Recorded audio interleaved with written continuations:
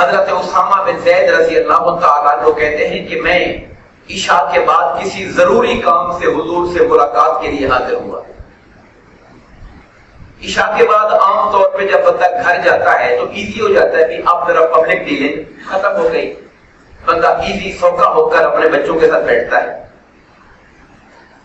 تو کہتے ہیں جب مجھے چونکہ کام تھا ضروری تو میں نے درخواست کی ملاقات کے لیے. سرکار گھر سے باہر تشریف لائے, آقا نے اپنے اوپر چادر اوڑھی ہوئی تھی اور مجھے محسوس ہوا کہ چادر کے نیچے کچھ ہے. آقا کے بدن انور اور چادر کے درمیان کچھ اور ہے. ظاہر ہے آپ نے یہاں پہ کوئی چیز رکھی ہوگی, اوپر سے چادر بھی ہو تو بندے کو پتا ہوتا ہے باڈی کے اوپر کچھ اور بھی چیز ہے. کہتے ہیں میں حضور سے بات بھی کرتا رہا اور دماغ میں یہ خیال بھی کلبلاتا رہا کہ یہ چادر کے نیچے کیا ہے. جب گفتگو ختم ہو گئی تو مجھ سے رہا نہ گیا. عام طور پہ بندہ ایسے سوال کرنا بھی بعض اوقات سوٹیبل نہیں ہوتا. کسی شخصیت کی عظمت کو دیکھتے ہوئے بندہ بعض اوقات مناسب بھی نہیں جانتا کہ یار یہ پوچھنے والی بات ہے کہ نہیں کہ چادر کے پیچھے کیا ہے. مگر حضرت اسامہ بھی کوئی عام ہستی نہیں تھے, وہ بھی آقا کے پیاروں میں سے تھے. حضرت زید کے بیٹے تھے. امام حسن و حسین سے پہلے انہیں حب الرسول, حضور کا محبوب کہا جاتا تھا. حضور انہیں بھی کھلاتے پلاتے تھے بچپن میں جیسے وہ چھوٹے بچے اپنے ہوتے ہیں. حضرت زید حضور کے ہی منہ بولے بیٹے جن کو حضور نے آزاد کر دیا تھا, انہی کے بیٹے اسامہ ہیں. تو وہ بھی آقا کے گھر میں پلے بڑے ہیں. تو کہتے ہیں جب گفتگو ختم ہوئی تو میں نے پوچھا کہ آقا یہ چادر کے پیچھے کیا ہے. تو سرکار نے چادر کے دونوں پلو اٹھا دیے تو میں نے دیکھا کہ آپ کے سینہ اقدس کی ایک سائیڈ پر امام حسن لپٹے ہوئے ہیں, دوسرے پر امام حسین لپٹے ہوئے ہیں.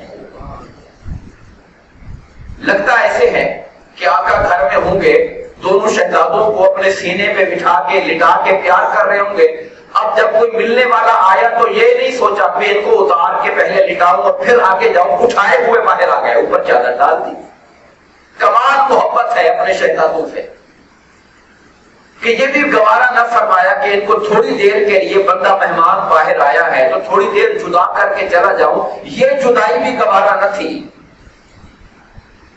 لفظ جدائی سے ایک بات یاد آئی سرکار کو اپنے, اور یہ ہمیں سکھانے کے لیے باتیں ہیں, ہمیں سکھانے کے لیے کہ اپنے گھر والوں سے محبت کریں. وہ جو محبت جو اللہ رسول کے اطاعت کے دائرے کے اندر ہے. میں یہ نہیں کہہ رہا محبت وہ کریں جو حلال کو حرام کر چھوڑے, وہ محبت کی بات ہم نہیں کر رہے. جب آقا نے چادر کے دونوں پلو اٹھا کے دکھایا کہ حسن و حسین ہیں تو پھر آقا نے اگلا جملہ خود فرمایا. اب اسامہ کی بات تو ختم ہو گئی تھی, حضور چادر کے پیچھے کیا ہے, حضور نے دکھا دیا حسن و حسین ہے, بات ختم ہو گئی تھی. حضور کو گھر کے اندر چلے جانا چاہیے تھا, اسامہ گھر چلے جاتے اپنی جگہ پر. مگر اب آقا نے فرمایا آذان ابنایا وابنا ابنتی, یہ میرے بیٹے ہیں, یہ میری بیٹی کے بیٹے ہیں.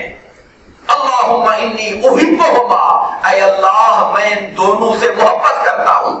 فاحبہما, میرے مولا تو بھی ان سے محبت کر.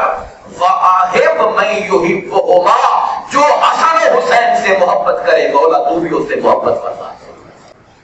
اب آپ اندازہ لگائیں, ہم صرف اللہ سے محبت کریں گے تو اللہ سے محبت ہوگی, ہم محب کہلائیں گے. لیکن حسن و حسین سے محبت کریں تو دعائے مصطفیٰ یہ ہے کہ مولا تو ان سے محبت کرنا شروع کر دے. پہلے ہم محب تھے, حسنین و حسین کے محب بن جائیں تو محبوب خدا بنتے ہوئے دیر نہیں لگتی. اگر انسان اس محبت پہ سچا ہو جائے.